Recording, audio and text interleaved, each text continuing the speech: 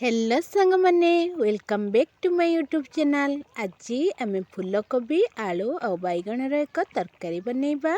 मुझे तरकारी परिबा काटी नहीं देखु बैगण आ फूलकोबी आलू काटी सारिबा परे ताकू आम भल भाव पानी रे धोई नेबा।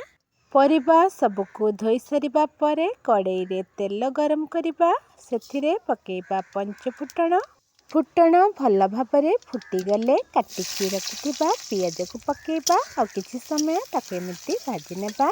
पियाज भाजी ही आसिले आमे काटिकी रखिथिबा समस्त परिबा पकेइ नेबा आउ ताकू किछि हळदी गुंड आ लूण पकेइकी संतुली नेबा।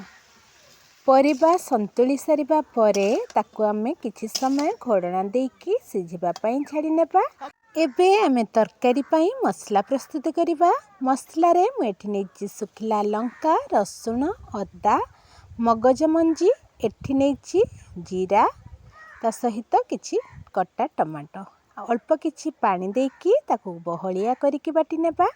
एबे हमर देखंतु परिबा सब भल भाबरे संतुली हे जाइछि। एबे बाटिकी रखिथिबा मसला को संतुला हे रहिथिबा परिबा रे पकेइ नेबा आउ ताकू आउ किछि समय सेथिरे एमिति कसी नेबा।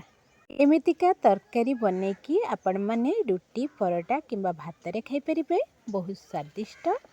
आपण माने एथिरे चाहिए कम किंबा बेसी पानी दे परिबे, काहेकि ना आपणको ऊपर डिपेंड करे आपण केते झोल खाइबा को पसंद करंती। तो मु एठी किछि पानी मध्य नै जाउछि। देखंतु हमर एठी मसला भल भाबरे कसी हे आसलानी।